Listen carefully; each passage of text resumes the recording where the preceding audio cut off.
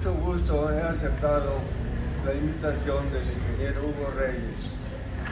Más que hacer una presentación formal del tipo tradicional, a dar a ustedes más que nada una especie de información de la publicación de un libro que tiene un carácter evidentemente de crónica, pero una crónica ancestral.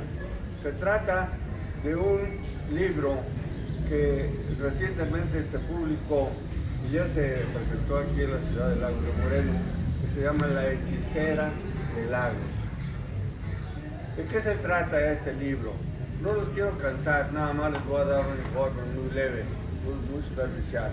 Se trata de un proceso inquisitorial iniciado en 1652 en la entonces Villa de Santa María de los Lagos a una morisca libre que vivía nada menos que en el curato de esta localidad.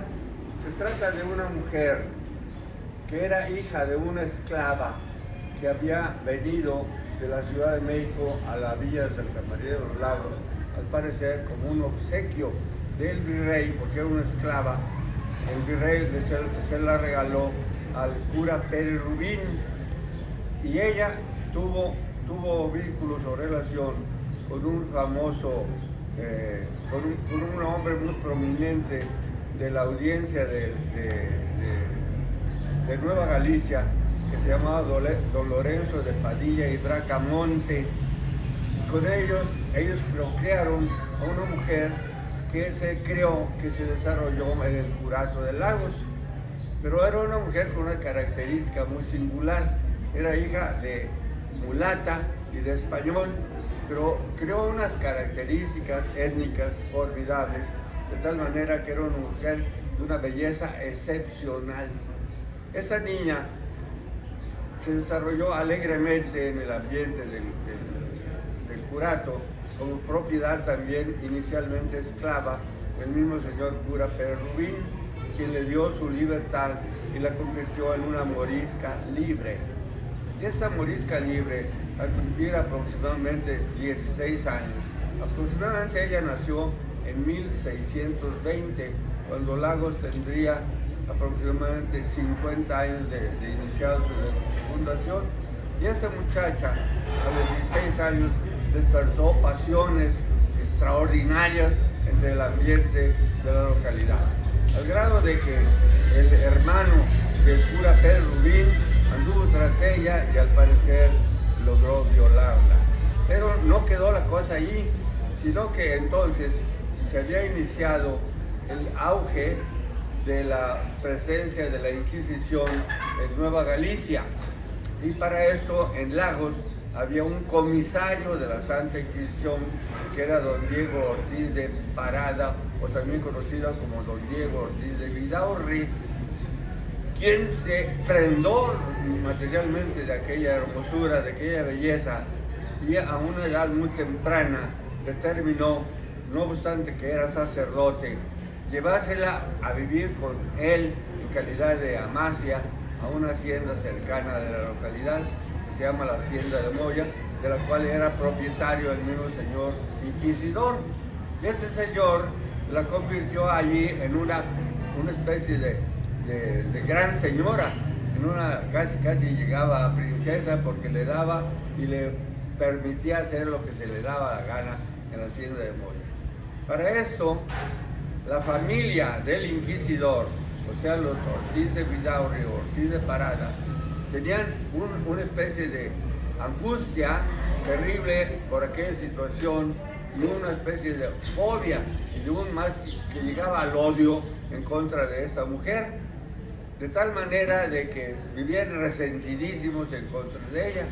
Y quiso la fortuna que después de que ella había creado un vástago con el señor inquisidor, con el comisario de la Inquisición, el que se le llamó Diego, y habían adoptado también una niña, ya tenían medio formada una familia que se proyectaba de una manera formidable, de tal manera de que el mismo señor inquisidor, don Diego Ortiz de Vidaurri, le había asignado su herencia, que era muy cuantiosa y muy valiosa, a esta morisca libre y a su hijo.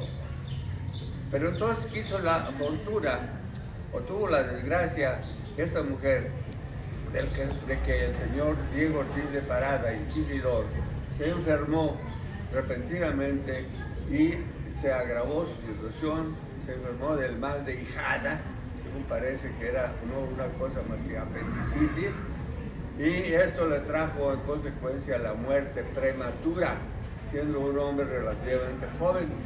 Y eso dio lugar a que la familia Ortiz de Parada o Ortiz de Vidaurre, que usaban los mismos apellidos, se le echó encima a esa mujer y determinaron denunciarla a la Santa Inquisición, acusándola de hechicera, ya que no les cabía en la cabeza, no les entraba en el juicio de que una mujer, hija de una esclava, hubiera podido conquistar a semejante señor tan elevada resonancia e importancia en la localidad.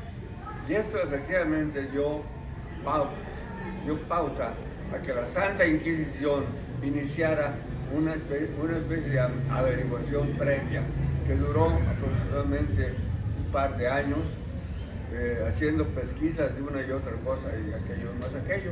Esto además de dar una idea de cómo se manejaban las investigaciones judiciales y los procesos inquisitoriales, también da pauta al conocimiento de una cantidad enorme de costumbres de la época que son de una relevancia extraordinaria. Por ejemplo, sale a relucir que también se hacía persecución en contra de los judaizantes, que había un mercader portugués que venía aquí y por algunas señales de su conducta determinaron y le trataban de un judío, criptojudío, a quien se le inició también una investigación. Pero además hubo no solo eso, sino que hubo, porque había esa circunstancia, a los que declaraban como testigos o como de cualquier circunstancia, como acusados o imputados, como se les llama técnicamente en la actualidad, se les instaba a que si sabían de alguien o sospechaban simplemente de que alguien hubiera incurrido en uno de los delitos que castigaba la Inquisición, lo denunciara, so pena de excomunión definitiva para siempre, o sea, condena prácticamente al infierno. De tal manera que surgieron muchas delaciones colaterales, y entre ellas también una delación a un esclavo negro por cometer el pecado nefando, que no era otra cosa más que el homosexualismo, ya que ese hombre tenía la costumbre de violar a jovencitos y tenía esa situación. O sea que esto le valió a que haciendo a un lado esas distinciones, que finalmente esta mujer, después de muerto don Diego de Parada y Vidaurre, o de Diego Ortiz de Parada, se encontró con otro hombre muy prominente, que era el alcalde de Juchipila, que entonces le llamaba Suchipila, y él también se la llevó como amante a Juchipila, y ella la tenía como amacia dentro de la casa de las casas reales, bueno, sería la casa del alcalde, de la alcaldía propiamente. De ahí vivía de una manera tranquila y a gusto, ya iniciando una nueva familia, pero entonces con el resultado de la Inquisición se determinó tomarla prisionera. Para esto se desplegó una cantidad de un aparato tremendo de policías y de gentes importantes que vinieron de León, de San Juan de los Lagos, de Guadalajara y hasta de la Ciudad de México, y aprendieron a esta mujer en Juchipila y la llevaron hasta la Ciudad de México, en la esquina Chata, y allí la procesaron. El proceso duró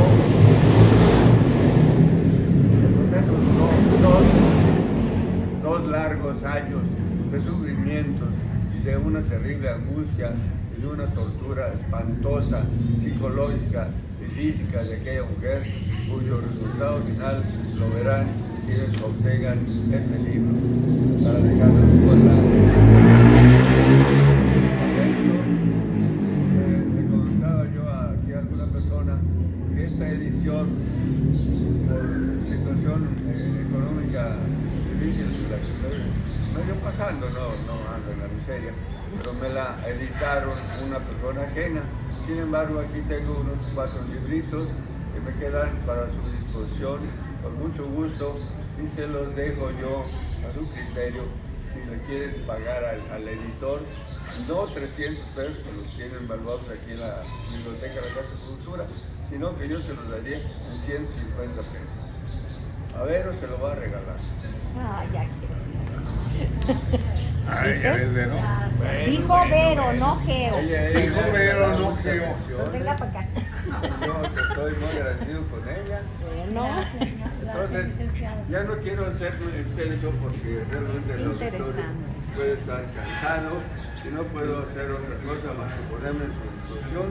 Si alguien tiene alguna pregunta sobre el particular, me daría gusto contestarla a mi alcance y a mis posibilidades. Muchas gracias por su atención.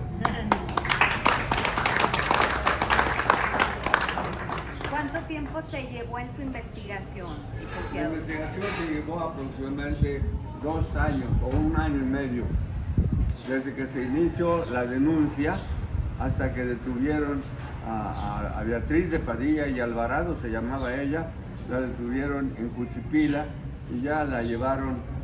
Para esto que el señor también se llamaba Diego de las Mariñas, era el alcalde mayor de Juchipila, y él le proporcionó un caballo para que se la llevara, en vez de llevarle un burro a pie, se la llevaron en ese caballo, pero el tránsito de Juchipila a la Ciudad de México duró aproximadamente 1 mes de caminar, 1 mes. Entonces allá llegó y allá se llevó a sus hijos, se fue a vivir también con un hermano que estaba ciego, el hermano falleció allá y ella pasó las penurias que no tienen ustedes idea. Para esto, la obra original está en el Archivo General de la Nación y de allí un amigo mío, el sacerdote padre Isaías Ramírez, me hizo favor de rescatarme un ejemplar íntegro. No le faltaba una página, pero no tenía mayor relevancia y yo me dediqué a paleografiarlo. En la paleografiada me pasé años porque lo hacía alternándolo con mi trabajo de notario, solo le dedicaba 1 hora o 2 horas al día, pero además con una letra terriblemente difícil y no solo una, porque hay 3 o 4 caligrafías, una de ellas que parece escritura árabe, de otra escritura románica y qué sé yo. Pero esto me llevó a una labor tremenda, la paleografiada. Pero me ayudó mucho mi formación como abogado, que me orientó, me indicó el camino de un proceso. Entonces el proceso tenía similitudes, inclusive que perduraron tales similitudes en algunos aspectos elementales en cuanto al procedimiento hasta fechas recientes, hasta antes de la reforma judicial previa, antes de la que viene anunciada. Había cosas había autos y resoluciones y una serie de cosas de formalismo perfectamente igual a las que perduraron 4 o 5 siglos después. 4 siglos después, algo así, 1600. ¿Alguna otra pregunta? A sus órdenes, don Diego. Lo que usted comenta es muy interesante, licenciado, porque Háblame más fuerte que esto en el... lo que comenta usted es muy interesante porque a veces tenemos la falsa idea de que la Inquisición, digamos, los procesos eran como muy arbitrarios y no era así. Tenían un prurito legal muy romano, de forma tal que hay registros muy precisos de toda la actividad historial. Y a mí me parece digno de encomio y lo felicito porque el trabajo, la tarea de haber, por ejemplo, palografado un documento de aquella época pues requiere paciencia, requiere conocimiento y ya lo que es. Muchas gracias aparte por el regalo. Gracias. Licenciado, bueno, antes de leerlo, pues quiero agradecerle su regalo. Muchas gracias, licenciado, le agradezco mucho. En cuanto antes de leerlo, porque me parece emocionantísimo uno como abogado ver esta joya, ¿no? ¿Qué medios de prueba utilizaron o le permitieron utilizar? Ahí estaba abierto todo, lo que fuera, pero sobre todo la delación anónima. Y aparte había una situación que caminaba a oscuras el procesado, porque le decían, no le decían quién, le decían cierta persona en cierto lugar dijo que tú habías dicho determinadas cosas. Pues entonces caminaba como en un cuarto oscuro a tientas, contestando lo que se podía contestar. Nomás que esta mujer tenía una inteligencia verdaderamente privilegiada, que le valió en mucho después su proceso. Pero el proceso tenía una serie de formalidades muy especiales.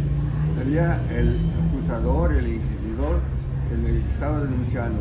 Tenía un defensor y había un notario que estaba dando fe de todo lo que se actuaba. Y había finalmente los que integraban el tribunal y tomaban la decisión final. Beatriz Padilla. Beatriz de Padilla y Alvarado. De Padilla y Alvarado. Hija de don Lorenzo de Padilla y Bracamonte, que era un eminentísimo señor, miembro de la audiencia de Nueva Galicia y amigo de los virreyes y parientes del primer virrey de México. ¿Pero por qué no la juzgaban en Nueva Galicia?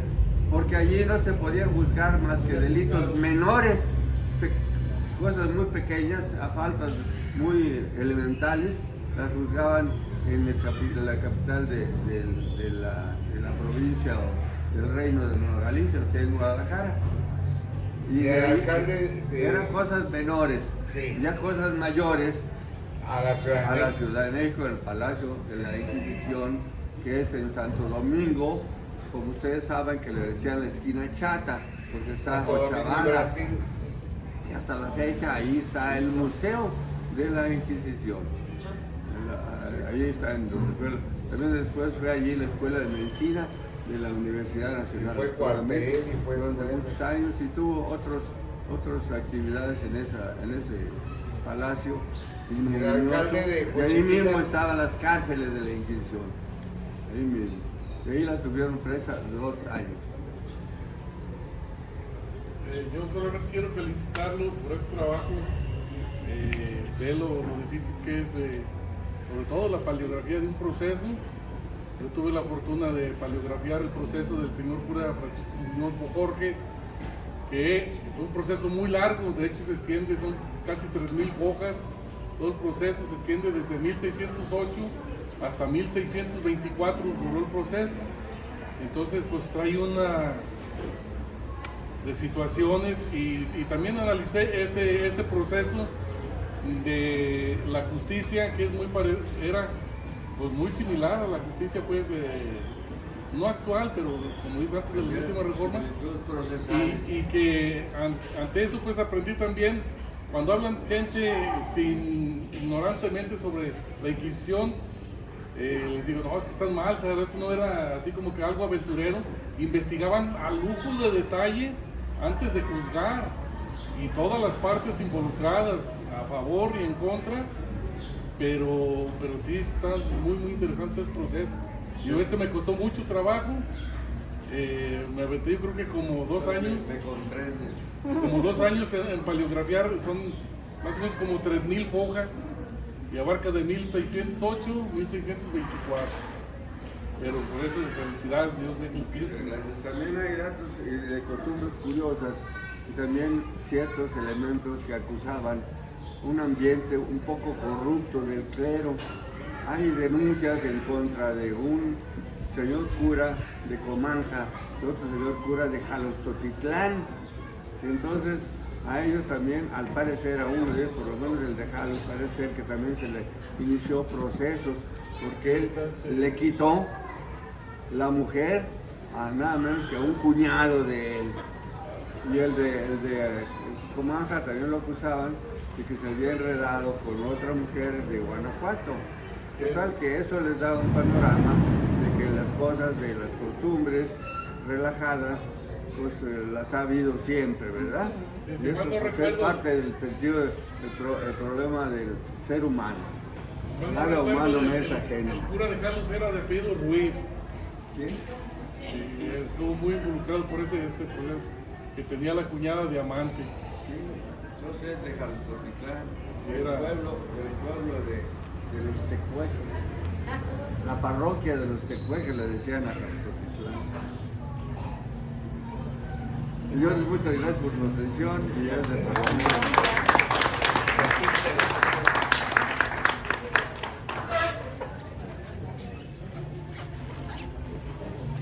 Gracias, licenciado. Muchas gracias al licenciado Alfredo Moreno